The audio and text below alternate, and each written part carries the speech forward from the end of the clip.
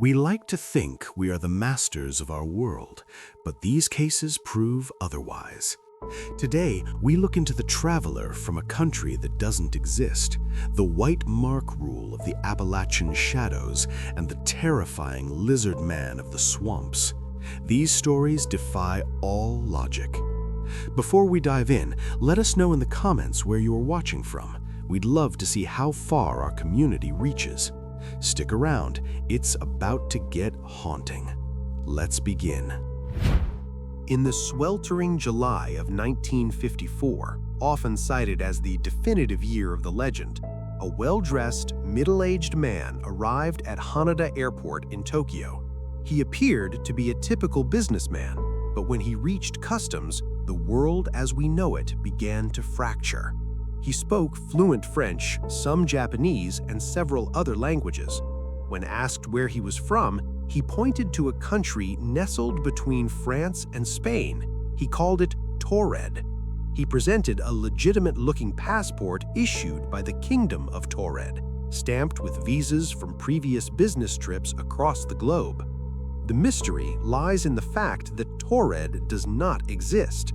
When customs officials showed him a world map and pointed to the Principality of Andorra, the man became indignant and confused. He claimed that Taured had existed for over 1,000 years and that Andorra was a name he had never heard. His documents, driver's license, checkbook, and business papers all bore the name of this phantom kingdom. Unable to solve the riddle, the Japanese authorities placed him in a high-floor hotel room for the night, stationed 2 armed guards outside the only door, and confiscated his documents to investigate further. The intrigue deepened the following morning. When the guards entered the room to bring the man to further questioning, they found it completely empty. The door had remained locked and guarded all night, and the room had no balcony. The only window was a narrow opening high above the street, far too small for a man to climb through, and with no signs of a fall. Most baffling of all, the man's passport and legal documents, which had been locked in a high-security airport vault, had also vanished. It was as if the man and every physical trace of his reality had been erased from our timeline. The climax of The Man from Taured is the unsettling suggestion of a multiverse. Proponents of the story believe he was a traveler from a parallel dimension, a version of Earth where Taured stood where Andorra stands today, who accidentally slipped through a thin spot in reality. He was a man with a home, a history, and a kingdom who suddenly found himself in a world that insisted he didn't exist. To this day, the case remains the ultimate evidence for those who believe our reality is just one of many, and that sometimes the doors between worlds swing open just long enough for a stranger to walk through and disappear back into the void. The Appalachian Trail is one of the longest and most mystical footpaths in the world, stretching over 2,000 miles through the ancient, crumbling peaks of the eastern United States. But among the community of thru-hikers, there is a superstitious dread that has existed since the 1920s. Despite modern GPS and gear, experienced hikers follow an unwritten law: never step off the trail after sunset. In the deep green tunnels of the Appalachians, the darkness isn't just an absence of light. It feels like an entity that watches from the gaps between the trees. The mystery lies in the Appalachian silence, a phenomenon where the forest suddenly goes dead quiet, the insects stop chirping, and the air grows heavy. Hikers have reported looking back to see not deer, creatures that look like deer but have eyes on the front of their heads or move with human-like joints, or hearing their own names called by voices that sound like family members. This isn't just folklore. Search and rescue logs are filled with cases of elite hikers who wandered just 20 feet off the marked path to gather wood or investigate a sound, only to be found days later miles away, confused and unable to explain how they lost their way in a forest they knew perfectly. The intrigue of the Appalachians is rooted in the age of the mountains themselves. The Appalachians are older than the Atlantic Ocean and even bones. They are starved mountains that have seen civilizations rise and fall. Locals tell stories of the hidden people, or the brownies, entities that supposedly mimic human behavior to lure travelers into the deep hollows. The trail is marked by white blazes, white paint on trees, and hikers believe these marks act as a sort of protective barrier.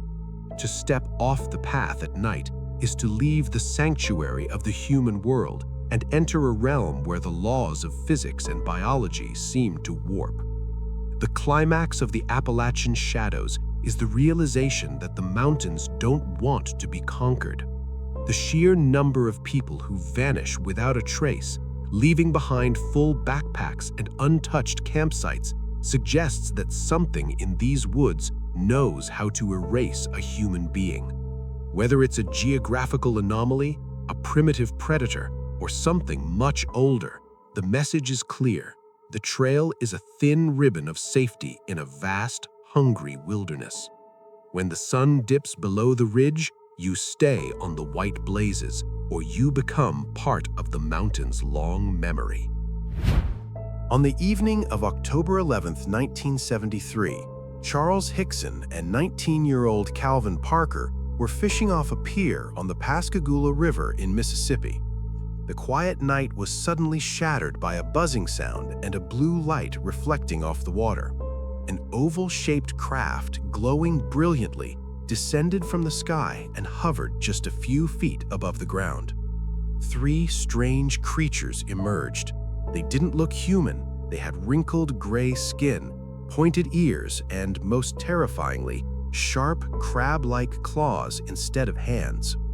The mystery lies in the physical and psychological trauma recorded by the authorities. The creatures reportedly floated the 2 men into the craft, where they were paralyzed and examined by a large mechanical eye. When they were released back onto the pier, the men were in a state of near catatonic shock. They immediately went to the local sheriff's office, but the officers were skeptical. To catch them in a lie, the sheriff left a secret tape recorder running in the room after he walked out. Instead of bragging about a prank, the 2 men were captured on tape sobbing and praying in genuine, raw terror, with Parker saying, "I can't believe this happened. I'm about to go crazy." The intrigue deepened as scientists and investigators scrutinized the case. Unlike many contact stories, Hickson and Parker passed multiple polygraph tests and even voice stress analysis. Physical evidence surfaced as well. Parker eventually recalled being punctured by a needle-like device, and strange radiation readings were noted in the area. The creatures' descriptions were unlike anything in science fiction at the time: robotic, stiff, and utterly alien. For decades, both men stood by their story, with Parker only recently revealing that he had been so traumatized he kept quiet about further details for nearly 40 years. The climax of the Pascagoula incident is its legacy as one of the most terrifyingly visceral encounters ever recorded. It wasn't a peaceful meeting or a distant light. It was an abduction of 2 blue-collar workers by entities that looked like something out of a nightmare. The secret recording remains the smoking gun of the case, proving that whatever happened on that pier was enough to break the spirit of 2 grown men. It stands as a chilling reminder that while we look at the stars, something else might be looking back, and it might not have fingers to shake our hands, but claws to take us away. On the night of September 19, 1961, Barney and Betty Hill were driving through the White Mountains of New Hampshire when they spotted a light in the sky that didn't behave like a star or a plane. Barney, curious and cautious, stopped the car and looked through binoculars to see a massive, pancake-shaped craft with windows. Behind those windows, he saw humanoid figures watching him back. Terrified, the couple sped away, only to hear a series of rhythmic beeps and feel a strange tingling sensation. When they finally reached home, they realized something impossible. They were missing 2 hours of their lives. The mystery lies in the physical and psychological marks left on the couple. Upon arriving home, Barney found his shoes were scuffed in a way that suggested he had been dragged, and Betty's dress was torn. More bizarrely, the trunk of their car was covered in perfectly circular magnetic spots that made a compass needle spin wildly. For years, the couple suffered from debilitating nightmares and anxiety until they underwent separate hypnotic regression sessions. Without consulting each other, they both told an identical, terrifying story of being taken aboard a craft and subjected to strange medical examinations by gray-skinned beings. The intrigue of the Hill case reached a scientific peak with Betty's star map. During her hypnosis, Betty claimed she was shown a 3-dimensional map of a star system by the beings. She later drew this map from memory, showing a specific arrangement of dots and lines. At the time, astronomers dismissed it as gibberish. However, years later, when better telescopes revealed the Zeta Reticuli star system, researchers were stunned to find that Betty's map was a nearly perfect match, a map of a part of the galaxy that science didn't even know existed in 1961. The climax of the Hill abduction is its legacy as the blueprint of the phenomenon. This was the first case to be officially documented and taken seriously by both the media and medical professionals. It introduced the world to the grays, the lost time phenomenon, and the concept of medical procedures performed by non-human entities. Whether it was a shared delusion or a genuine cosmic encounter, the Hills changed our culture forever. They proved that the most frightening part of a night drive isn't what you see in the headlights, it's what happens when the lights go out and you realize you aren't the one behind the wheel anymore. Along a desolate 450-mile stretch of Yellowhead Highway 16 in British Columbia, Canada, lies a path of heartbreak known as the Highway of Tears. Since 1970 and peaking in the 1990s, dozens of women and young girls, many of them indigenous, have vanished while hitchhiking or walking along this remote corridor. The highway is surrounded by dense, impenetrable forests and vast wilderness, making it the perfect hunting ground for predators who know that on this road, help is often hours away. The mystery lies in the sheer scale of the disappearances and the lack of physical evidence. Despite decades of investigations, the official number of victims stands at 18, though community leaders and families argue the true number is closer to 50 or even higher. Because of the vast distances between towns and the lack of reliable public transport, many victims were forced to hitchhike to reach school, work, or medical appointments. They would step into a car, the door would close, and they would never be seen again. To this day, the majority of these cases remain unsolved, with no bodies found and no forensic trail to follow. The intrigue is fueled by the terrifying possibility that the Highway of Tears is not the work of one man, but a killing corridor shared by multiple predators over decades. In 2012, DNA evidence linked a deceased American convict, Bobby Jack Fowler, to one of the 1974 murders, but he was ruled out for the dozens of disappearances that occurred while he was imprisoned. This suggests that the highway has attracted a succession of killers who utilize the isolation of the Canadian North to commit crimes with near total impunity. The climax of the Highway of Tears saga is the profound social impact and the ongoing search for justice. For years, the families of the victims accused the authorities of systemic neglect because many of the missing women were from marginalized communities. Today, the highway is lined with haunting billboards that warn, "Girls, don't hitchhike on the Highway of Tears." It stands as a grim monument to a modern-day tragedy, a road where the silence of the forest is only broken by the cries of families still searching for their daughters. The highway remains a place where the shadows seem a little longer and the truth remains buried deep in the Canadian wilderness. In June 1980, in the small town of Todmorden, England, a police officer named Alan Godfrey was called to a local coal yard to investigate a bizarre discovery. Resting on top of a massive 15-foot-high pile of coal was the body of 56-year-old Zygmunt Adamski, a man who had been missing for 5 days. This wasn't a typical crime scene.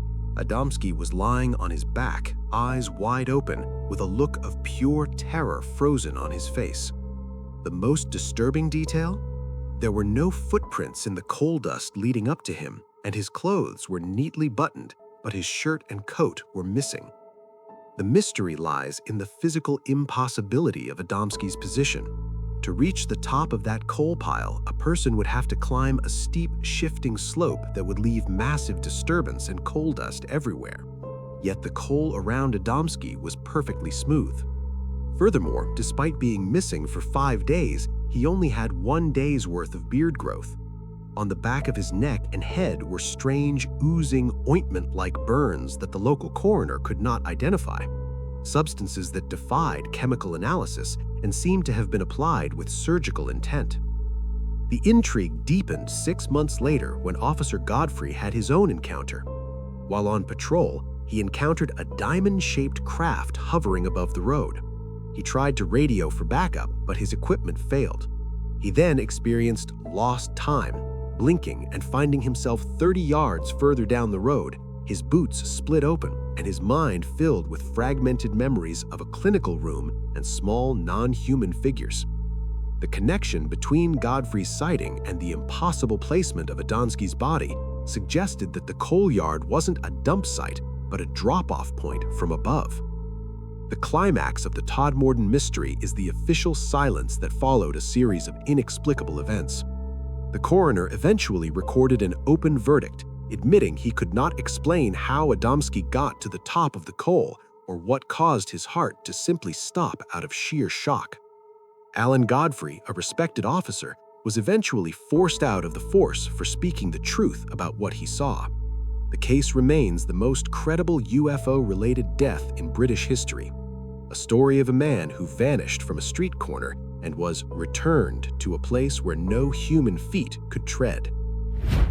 On a freezing evening in February 2004, a 21-year-old nursing student named Mara Murray packed her car and left her university in Massachusetts without telling anyone where she was going. Hours later, her vehicle skidded off a sharp curve on Route 112 in Woodsville, New Hampshire, striking a snowbank near a large tree. A local bus driver spotted the crash and stopped to help. Mara, appearing uninjured but shaken, refused his assistance, begging him not to call the police. The driver went to his nearby home to call anyway, but by the time a police officer arrived just 2 minutes later, the car was locked, the airbags were deployed, and Mara was gone. The mystery lies in that impossible 2-minute window. Route 112 is a desolate road flanked by thick, impenetrable forest and steep embankments covered in deep snow.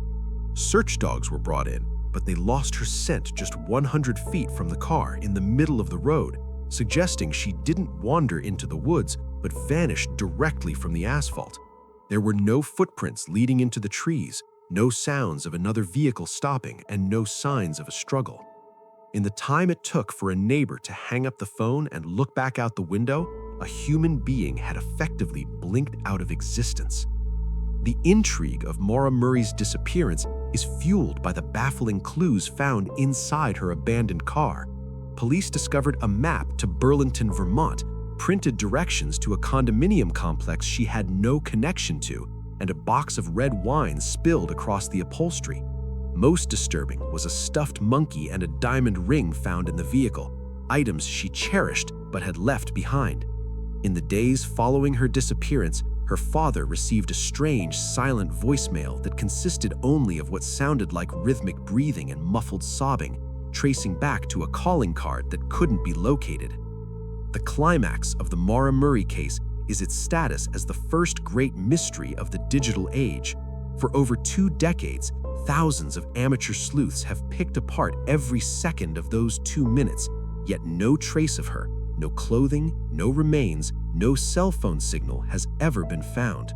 It is a haunting puzzle of a woman who was running away from her life, only to run into a void. Mara Murray didn't just go missing, she slipped through a crack in time on a dark New Hampshire road, leaving behind a locked car and a mystery that proves 2 minutes is all it takes for a life to be erased forever. Along the legendary Mother Road of America, Route 66, a specific report began appearing in police logs during the 1940s with haunting frequency. Travelers would pick up a young woman standing alone on the shoulder of the dark, dusty highway. She was usually dressed in out-of-fashion clothes, a white prom dress or a simple Sunday shawl, and would ask for a ride to a specific address just a few miles ahead. But as the car approached the destination, the driver would turn to speak to her, only to find the passenger seat empty. The mystery lies in the staggering number of official reports filed by sober, reliable witnesses. These weren't just campfire stories. They were statements given to state troopers and highway patrol officers. In many cases, the driver would actually reach the address the girl provided, usually a lonely farmhouse, only to be met by an elderly couple. When the driver described the girl, the parents would show a photograph and explain through tears that their daughter had died in a car accident on that very stretch of road exactly 5, 10, or 20 years ago to the day. The intrigue of the phantom hitchhiker is amplified by the physical evidence often left behind. In several documented accounts, the girl would leave a sweater or a scarf in the car. When the driver returned it to the parents, they would identify the item as one she was buried in. Even more chilling are the reports from gas station attendants who claimed to see a passenger in the car, only to watch them vanish as the vehicle pulled away from the pumps. It is the oldest and most widespread urban legend in the U.S., transcending culture and time, suggesting that some spirits are tied to the asphalt, forever trying to find their way home. The climax of the Route 66 mystery is the realization that the legend might be a protective echo.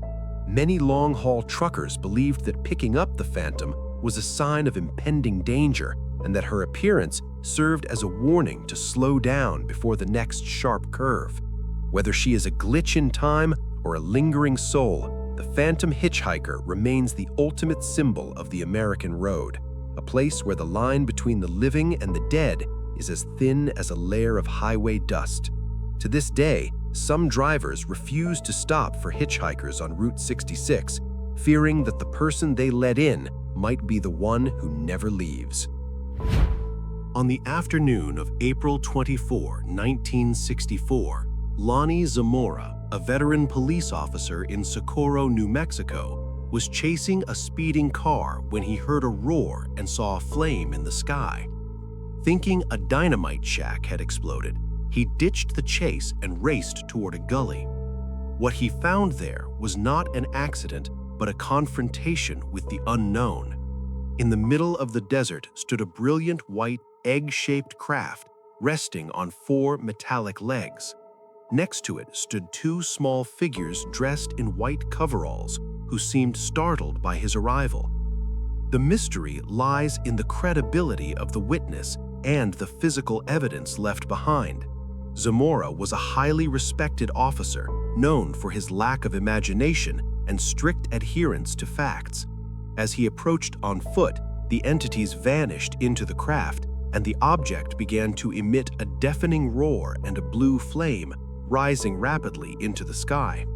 When the FBI and the Air Force arrived shortly after, they found 4 deep indentations in the hard desert floor where the legs had rested, as well as several patches of smoldering charred greasewood bushes. The soil was fused, suggesting a heat source far beyond a simple brush fire. The intrigue of the Socorro case is that it remains one of the few UFO sightings officially labeled as unidentified by the Air Force's Blue Book project. Unlike other cases that were dismissed as swamp gas or weather balloons, The lead investigator, J. Allen Hynek, was deeply shaken by Zamora's testimony. A mysterious insignia, a red arc over a horizontal line, was seen on the side of the craft, a symbol that matched no known military or civilian agency in the world. Despite decades of investigation, no prank or secret military test has ever been able to explain the physical traces and the precise details Zamora reported. The climax of the Lonnie Zamora incident is the chilling realization that the officer didn't see a ghost or a hallucination, he saw a machine. The Socorro sighting moved the conversation from lights in the sky to hardware on the ground. Zamora was so affected by the event that he eventually left the police force, tired of the constant scrutiny and the feeling that he had looked at something humans weren't meant to see. It remains the gold standard of encounters, a moment when a man of the law stood face to face with a technology that by all accounts should not exist. In the summer of 1988, the town of Bishopville, South Carolina, faced a terror that didn't just haunt, it destroyed. It wasn't a ghost, it was scales, claws, and primal rage. The legend of the Lizard Man began not with stories, but with shredded metal that left forensic experts speechless. It started on the night of June 29. 17-year-old Christopher Davis was changing a tire near Scape Ore Swamp when he heard a heavy thudding. Out of the dark emerged a 7-foot beast with green scales and glowing red eyes. Davis scrambled into his car, but the creature charged, leaping onto the roof. As he floored it, the monster's claws tore through the steel like paper. He finally threw it off in a violent swerve, arriving home to find deep, jagged gouges in the car's heavy frame. The mystery deepened as reports flooded in of cars being eaten overnight. Sheriff Liston Truesdale examined the vehicles in disbelief. Chrome bumpers were twisted into knots and antennas were bitten off. No man with a sledgehammer and no bear possessed the power to crush reinforced steel this way. In the mud, they found 14-inch three-toed footprints leading deep into the prehistoric swamp. The climax of this tale is its sheer physical reality. The Lizard Man didn't hide in the mist, he left behind broken machines as proof. The case remains a gold standard of cryptid encounters, a moment where modern technology was mangled by something ancient.